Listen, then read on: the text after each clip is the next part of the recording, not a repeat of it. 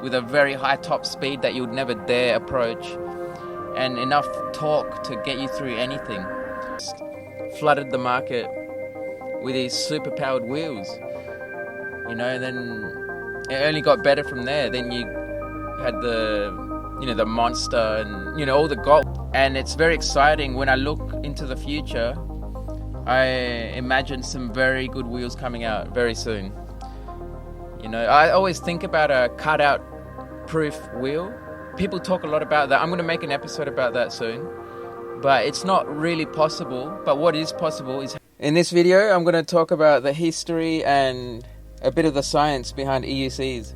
So, as you know, they're fairly simple devices in terms of electronics. Only a few main components, really. The motor, the controller, and the battery.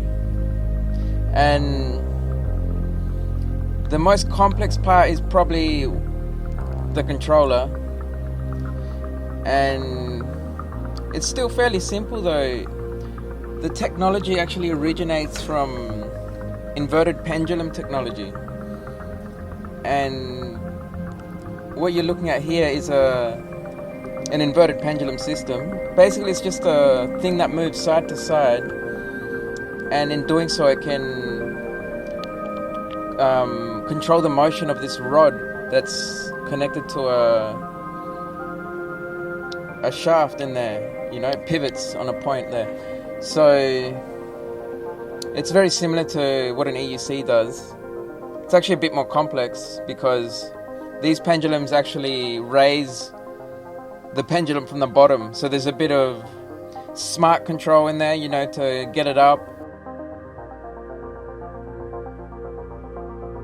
And then once it's up and balancing, then it's basically doing the job of an EUC. It's basically applying a torque on the motor at a very high rate of speed, like every 100 times a second. It'll adjust its torque to make sure it's always applying the right torque at the right time to maintain balance. And in this case, that torque translates into a horizontal motion of that cart, or whatever you call that, on the rail, and that moves left and right. And then the inertial forces are what causes the rod to move. So it's a coupled system there. Just like how an EUC is a coupled system in the sense that the wheel applies a torque to move the EUC front to back, and that causes the rider to remain balanced upright. So in a sense, the rider is the inverted pendulum, and the EUC is the cart that just moves backwards and forwards, essentially. I mean, it doesn't, you control when it goes back and forth, but it makes very slight adjustments that you don't notice. For example, if you're leaning forward, the EUC will try and accelerate forward, so it will move forwards really quickly to bring you back, because the inertial force will cause you to fall backwards as it accelerates, and vice versa. If you're leaning backwards, it'll start to brake, so it will start to try to move backwards, essentially, or accelerate in the reverse direction, and that will cause you to tilt forwards. So it's quite simple, but they're both very similar systems. And here you can see how amazing these things are. Although they're simple, it's quite amazing how precisely they can control the torque input to control the position with such precision and such a high refresh rate, or every 10 milliseconds roughly. So it's quite amazing. And when I said the EUC makes adjustments that you don't notice, of course you notice when it accelerates, when you lean forward hard and it just accelerates to keep you upright. But it makes many subtle changes, when you're just cruising along, and it's just constantly updating the torque that it's applying to the wheel to keep you upright, basically. Inventor is making headlines for bringing to life an idea his 13-year-old daughter gave him. I've seen this. It's pretty cool. It's a one-wheeled motorcycle called the Rhino. Jessica Morkert shows us how this idea was pulled off. And this is the guy that invented the first one-wheel device, basically, the first self-balancing vehicle. And it was called a one-wheel motorcycle. That's what he called it. This guy's called Chris Hoffman. And he studied all the things that I showed you earlier with the inverted pendulum, and he would have made those in labs well before thinking about this concept. And he actually, this drawing you're looking at here is something his daughter drew, and the story goes that she asked him to develop this.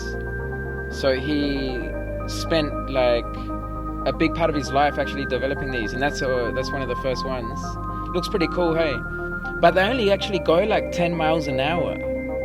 And this video you're looking at now, it's a news report. This is from 2013, and they're talking about this like it's super exciting, and this thing's going 10 miles an hour. And, that's lame, for EUCs of today. If you had an EUC that went 10 miles an hour, that would just be lame. And if it looked like this, it looks like a motorbike, it should go even faster, So it's only the beginning though, so you can't be too harsh on it.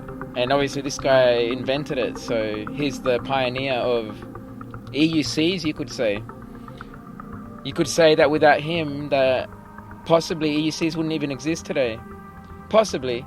But then it gets more complex again, because some Chinese guy then patented it for the actual EUC model, the one that has just, no seat, no handlebars.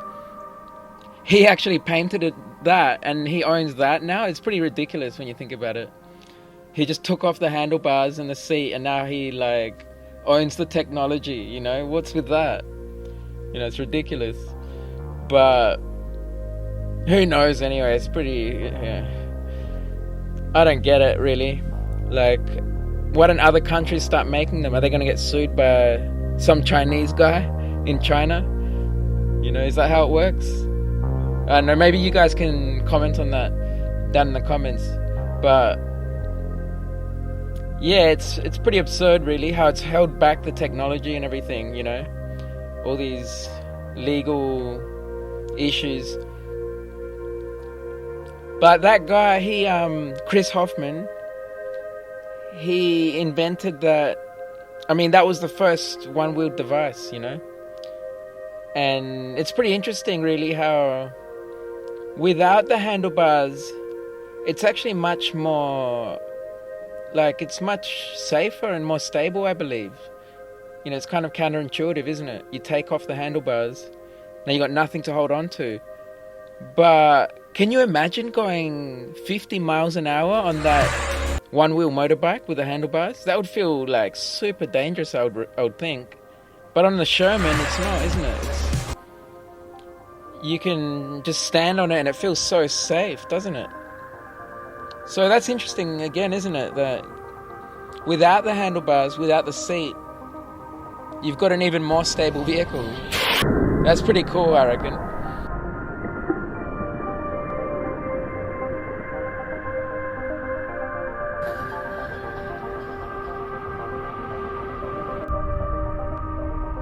And for anyone that hasn't ridden an EUC, they are extremely stable. It's mind-blowing. I remember when I first, before I got into EUCs, before I'd ever ridden one, and I was just thinking of buying one, I was just watching all these YouTube videos, and I would see guys in the bike lane overtaking cyclists, and I was just thinking, that's crazy. I'm just watching these guys and just thinking that's a one-wheel device, and you're just going past cyclists. It just looks stupid. But then when you get into them, you realize it's not. They are extremely stable, extremely safe, even safer than a bike. I wouldn't go in through that puddle like you saw me just in that footage. I wouldn't do that on a bike because the handlebars can twist, and then you just go flying forwards. You can get impaled by the handlebar even. So an EUC is extremely safe, and when you do fall, you just fall off it forwards. It's much easier to manage the fall because there's nothing in your way. You don't have all this metal, a bunch of metal poles, in front of you. Then you end up tangled all amongst them, on a push bike or on a scooter. Yeah. Oh, thanks for that. Yeah, but my point is that they're very stable. We're looking at that guy with the the one-wheel motorbike with the handlebars and the seat, you know, it doesn't look that stable. But take away those things and just have pedals that you stand on, and then it's very stable. And I think it's also to do with not your center of gravity being lower necessarily, but your weight is at a lower point. So instead of, you know, your weight being on a seat up high, your weight is down low. So you're actually controlling the vehicle at a low point, you know, below its center of gravity even. So I think that's got a lot to do with it. And that's why you see off-road motorbike riders standing up on the pedals a lot too. Because you get much better control, you know, in those tough areas where you might lose traction and you need to really throw the vehicle around to keep control of it. You know, side to side. You can do that much better if you've got your weight down low. And now let's go back to the history of EUCs. Like I said, that one-wheel motorbike that I showed you was very slow, and of course the first EUCs that came out after that were also very slow. So yeah, they were not very exciting at first, and they had small ranges, low power, low top speed. But they very quickly got better, much faster, much longer ranges. You started off with I think it was maybe the solo wheel, and I think it was the Glide 1, then the Glide 2, then I think Ninebot came out with a fairly decent wheel around that time. I could be wrong, that could have been later. But then the Glide 3, which was the V8, in-motion V8. So it had two names. It was the solo wheel Glide 3, and it also was known as the in-motion V8. So then they came out with the V10, the in-motion V10, and that was even faster. I think the V8 had a top speed of like 35 kilometers an hour maybe, and then the V10 I think 40. Maybe the V8 was only 30 actually, but they were much slower. But by the time the V10 came out, they were getting pretty decent, you know, 40 k's an hour and a range of like maybe 40 miles I think it had. And then, you know, you had the King Song with the 16S, which was decent. They had the 14S as well. But then they came out with the 16X, and then you had the 18XL, and all these other wheels just quickly came out and just flooded the market with these super powered wheels. You know, and then it only got better from there. Then you had the Monster and, you know, all the Gotway wheels. Because Gotway came out with even better specs. They were all about speed and power and range. You know, you had the Gotway, you know, the M Super series, MSP, and now, you know, the RSs and the Shermans and everything. You know, it's crazy how it's gotten so much better so quickly.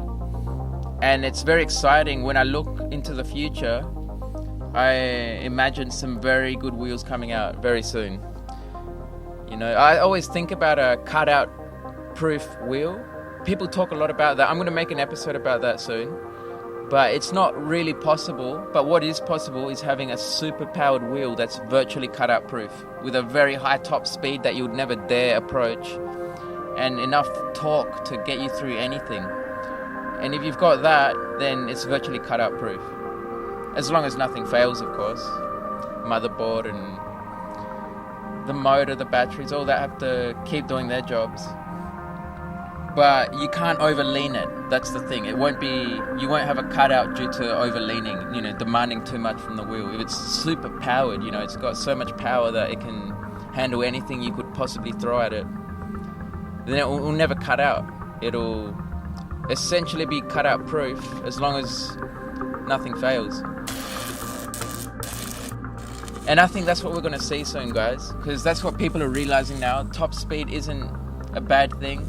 Before I got the Sherman, I was actually scared of it when I heard that top speed. You know, I was fairly new to unicycles, so when I just thought about going 50 miles an hour on one wheel, I was like, what the hell? That's just insane. But then once you get into them, you realize it's not insane. And the higher the top speed, the better, because the more safety margin you have. And that's what you want. I want a top speed of 200 miles an hour. To be honest, if that's what I could have, that's what I would take. Of course, I'm never going to go anywhere near that on one wheel, but that means I'm virtually cutout proof, doesn't it? Because if it can go that fast, it's got so much power, it's going to handle the lower speeds like it's nothing. You know, it'll never give in. It'll never give up on you, basically. Because that's what an overlean cutout is. The EUC basically gives up, or it just can't handle it. One of the components can't handle it, whether it's the battery, the motor, the controller, you know.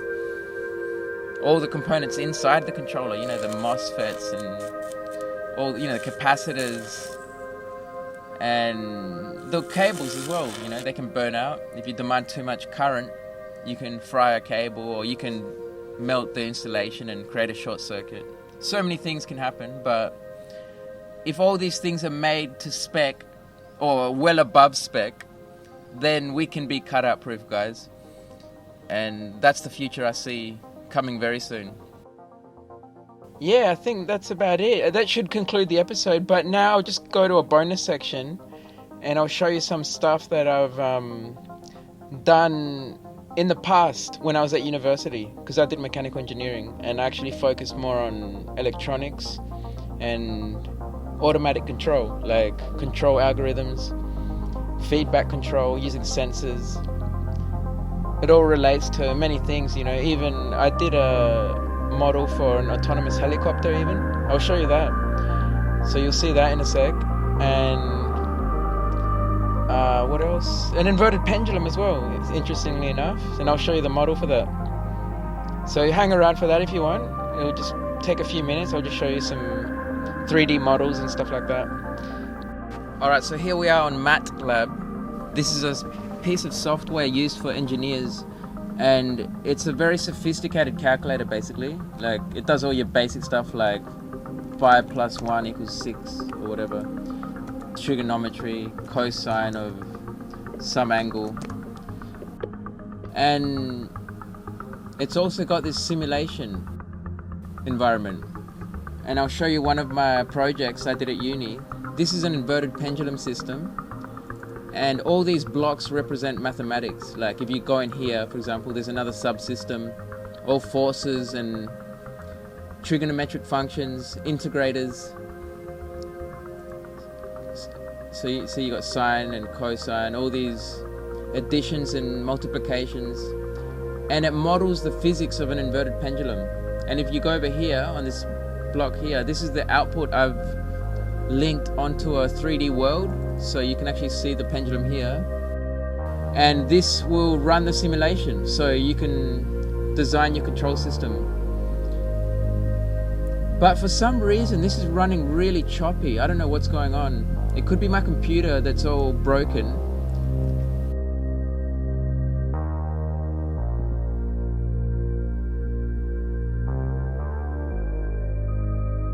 I had a motorbike accident and it was in my bag, and I've been using this computer for the last 5 years and it's just been falling apart. So it could be that.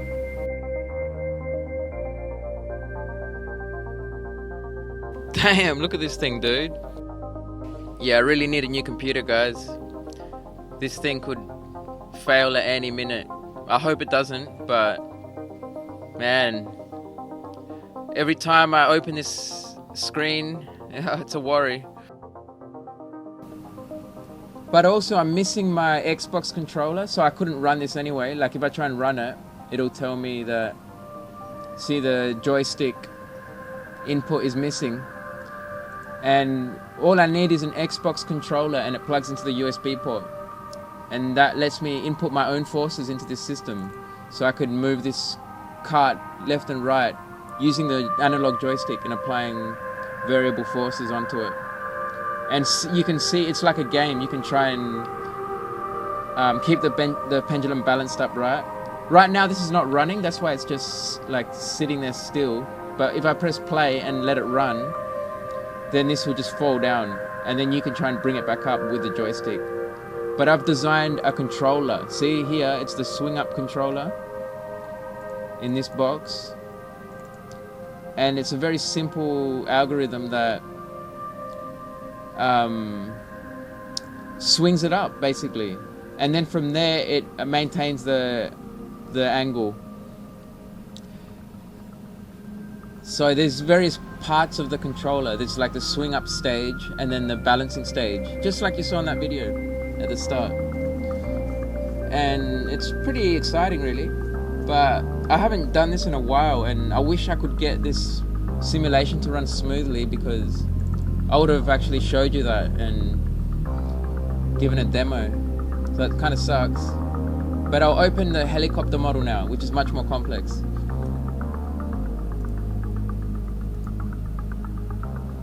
So this is Simulink. It's the Simulink page, but it's connected to the MATLAB program here. It's part of it. So I'll open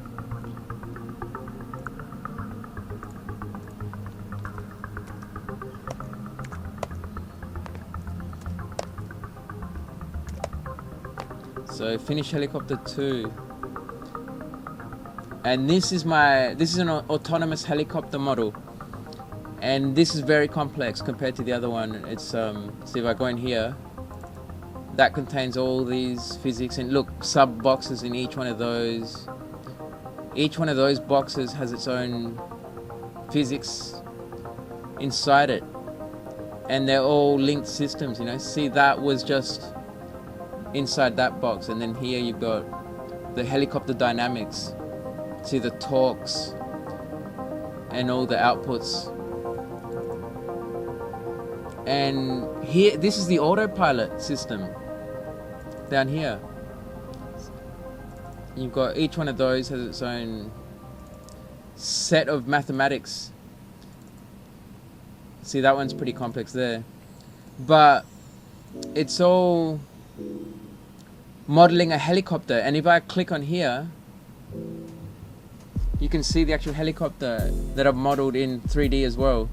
And this is like a computer game again. You can plug your joystick in and actually try and fly this helicopter. And it's very hard actually. You can do it, but it's not easy. And my autopilot system here actually flies it perfectly and can land it wherever you want. See, you just put your coordinates in here. See, 21, 25, 2. That's just it's like coordinates on a plane. You know, it's like your longitude and latitude on Earth. So you could define any 2 points on Earth, and the autopilot will take it there. So you just press play and watch it go, basically. But then if you want to go in manual, then there's semi-autopilot as well, right? See here, I've got the semi-autopilot system. So then you can use the joystick and fly it, and it will just maintain all your balance. It'll maintain your pitch and your roll, so you don't go out of control, and you can just sort of tell it where to go. But then if you go into full manual, like no automation at all, and you control everything using the joystick, then it's very hard.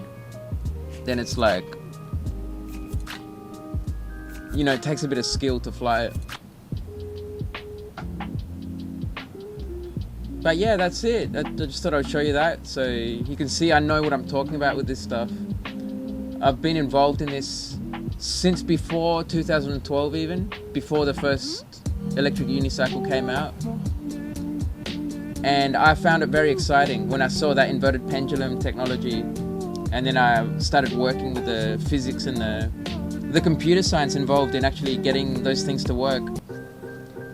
It was my favorite topic of all, really. Even though I did mechanical engineering, I got obsessed with this stuff, and I just got into the electronics of everything, you know?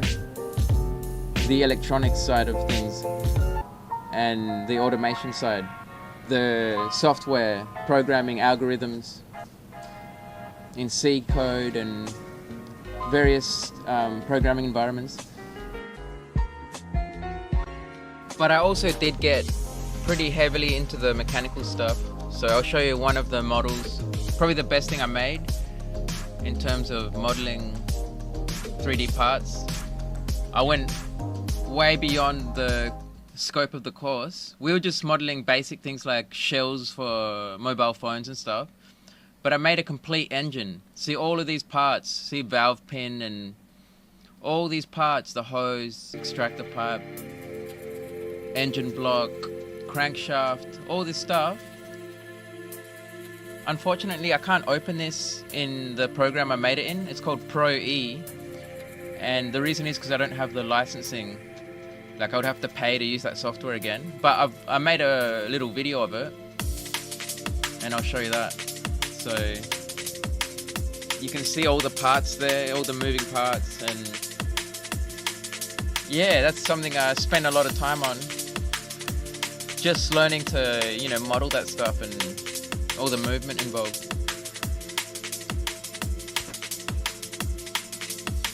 But I did focus mostly on automation because that's what sort of grabbed my attention the most. And when I got into that stuff, it was just like it took over my field. You know, I went from mechanical to mechatronic basically. And I was even going to do a PhD. I started it and then I realized it's not what I wanted to do because it was mainly literature reviews. Like, I couldn't actually just develop a system and have that as my PhD. It was basically reading a bunch of literature and reviewing it. It was going to be very boring. So I'm glad I didn't go through with that. And yeah, that's it, guys. I'll close out the episode here. Hopefully you enjoyed that and that gave you some insight into how EUCs came about. And let's look forward to the future. A good future with plenty of top quality wheels and hopefully waterproof ones. And very powerful ones that won't give up on us. Let's look forward to that, guys. So I'll see you in the next one.